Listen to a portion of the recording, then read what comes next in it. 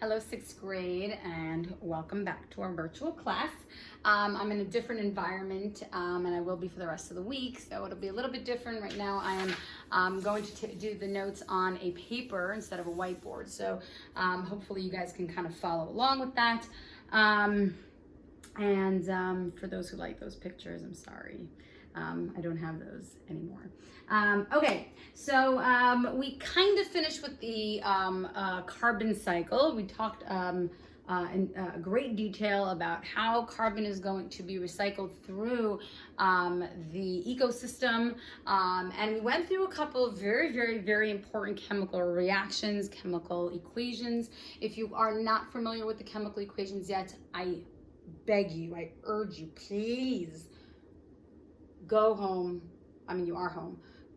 Take out your notes, review them, memorize them. I will test you on it. It's crucial that you know it.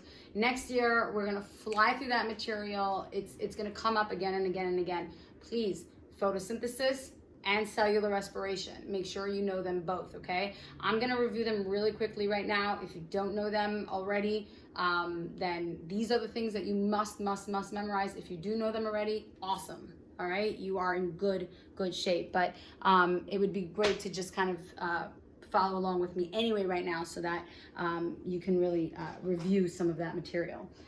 So again, we're going to talk about photosynthesis.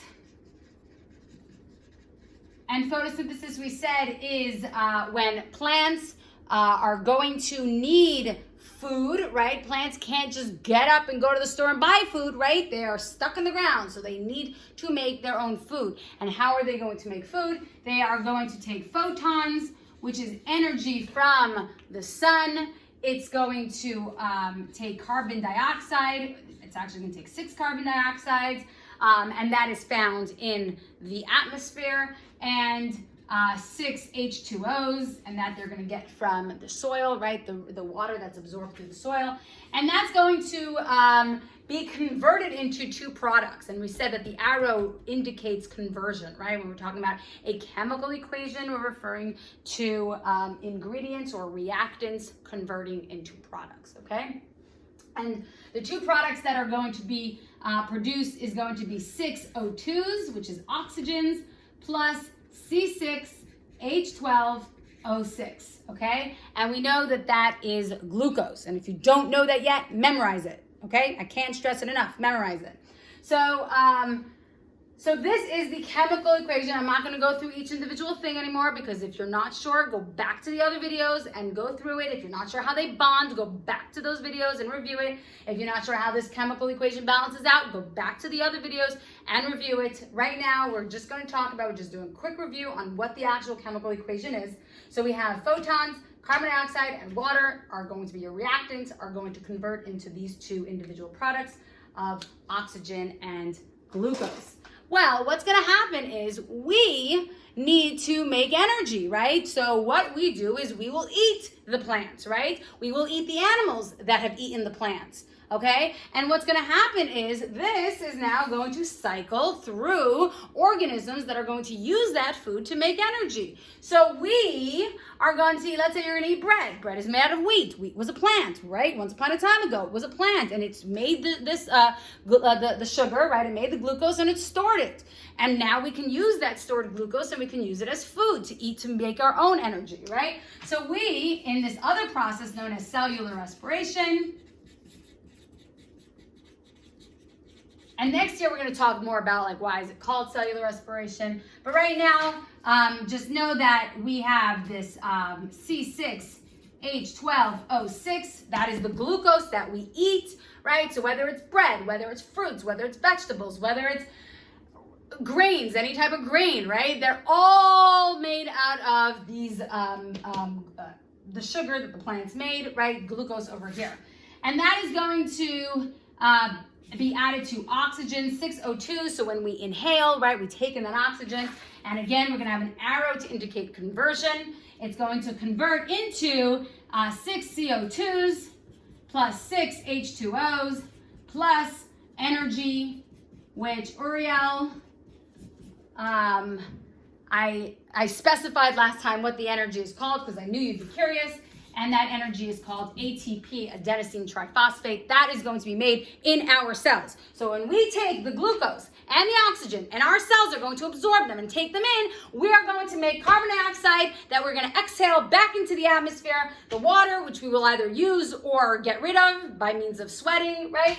And the thing that we're actually aiming for, which is this energy. And we talked about how what's really cool and fascinating about this chemical equation is it's pretty much the reverse, right? The products of this one is of photosynthesis is the ingredients of cellular respiration. The ingredients of photosynthesis ends up being the products of cellular respiration. The only difference is the photons and the ATP, right? The energy over here. The only difference between these two equations, as far as the different chemicals that are involved in this equation, is the type of energy, right? So in essence, what happens is these photons, energy from the sun, the energy is taken by the plant, and it is basically stored in a molecular form. It is stored in a solid form, and that solid form then gets eaten by us, and then we can break it apart to produce energy that we need. So in essence, when we have energy, that energy really came from the sun itself, right?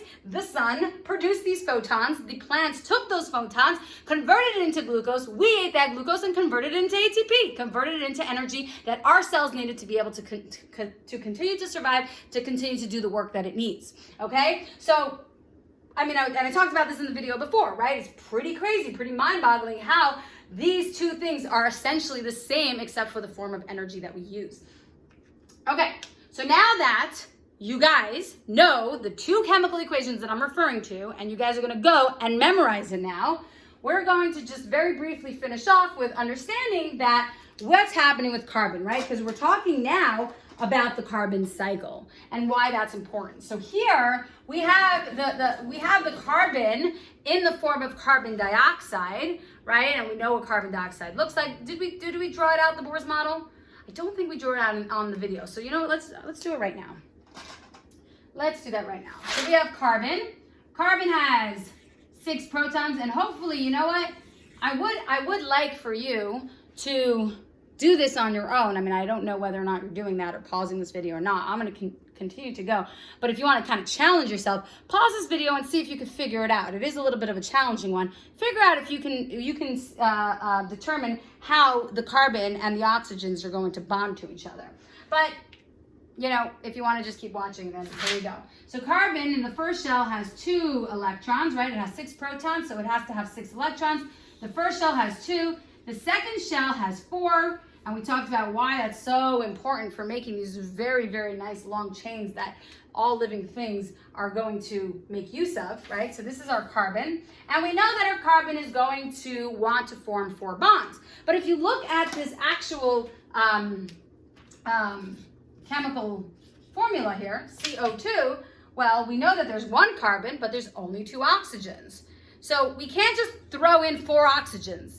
That's not how it works. This is what it is. It is carbon connected to 2 oxygens, okay? So now what we have to figure out is how those 2 oxygens are going to fit in this bond over here. So oxygen, we know, if you look at your periodic table, has 8 protons, right? So let's draw an oxygen with 8 protons. The first shell, of course, has 2 to follow the duet rule. And the second shell has 1, 2, 3, 4, 5, 6, because 8 minus 2 is 6. We have 6 left. And so what's going to happen is, you know what, let's just draw another one since we are going to draw 2. And I should have actually made this linear because that's kind of what it looks like in real life. But whatever, we'll do it this way. So 8 protons. You know what, I'll do it up here so it ends up being linear. 2 in the first shell. 6 in the second shell. I went into the space over here, so just kind of ignore that.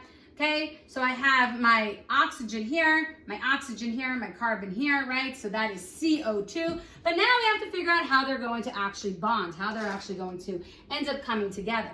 So if I connected this oxygen and that carbon, which we know the oxygen and the carbons are going to connect, if we actually counted up the electrons between them, this will end up with 7, this will end up with 6, and this will end up with 7.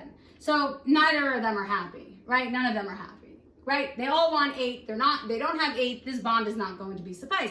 But we don't have other elements to bond to, right? And so what's going to happen? Well, hopefully you guys in pausing this video and actually doing it yourself, you figured it out.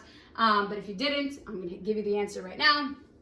And so this is going to end up bonding twice with carbon, and this is going to end up bonding twice with carbon. And what we end up having is a carbon double bonded on both sides with 2 oxygens. And if I were to draw it out, so this is the Bohr's model. If I were to give you the Lewis structure with with the lines, it would look like this, right? Carbon double bonded to an oxygen, carbon double bonded to an oxygen. And this is kind of what it looks like. So when we talk about the carbon cycle, right, we are going to, we talk about how it's not carbon itself, right? Carbon is really not going to be found alone because carbon has the availability for 4 bonds.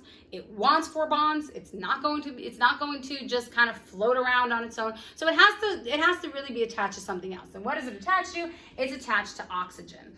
And so here in this chemical equation, the carbon attached to that oxygen and is used in photosynthesis to now it's not going to be attached to oxygen anymore. Well, in a way it will be in glucose, but it's not going to be carbon dioxide anymore. It's going to be glucose as C6H12O6. I'm not going to make you draw out the chemical structure for that, though next year you will have to draw it out. So if you want to kind of challenge yourself, you can. It's 6 carbons. What I would suggest, draw out your 6 carbons and they form a ring, okay?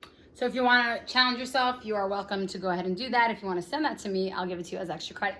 But anyway, the carbon gets stored in this molecule, this glucose molecule, and then when we actually eat the glucose, we are going to then create carbon dioxide, which we then send back into the atmosphere, which the plants can then take, and again, the cycle continues. So you see how this carbon is actually cycling through the ecosystem, through the living things that are going to do cellular respiration, and then through the plants that are in the ecosystem, and again and again and again, and that's how we're going to go through the carbon cycle.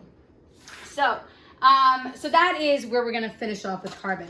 Today, I would like to now introduce the next cycle that we're going to be talking about, and that's going to be the nitrogen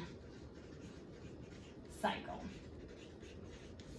Now, we're not going to get too chemically involved in the nitrogen cycle. I'm just going to kind of give you a little bit of a brief explanation. But nitrogen is very important to understand the workings of it because nitrogen is used for so many things in our bodies, right? Living organisms use nitrogen all the time. Like we hear so much about carbon dioxide, we hear so much about carbon and water and hydrogen and oxygen and all these other things, and we don't really hear so much about nitrogen. But nitrogen is crucial, crucial, crucial. So if you think about it, let's just talk about some of the, before we get into actually talking about the functions of nitrogen and why it's so important, let's just talk about nitrogen itself, okay? So nitrogen, as you all should know, if you look at your periodic table, it is number 7 on the periodic table, okay? So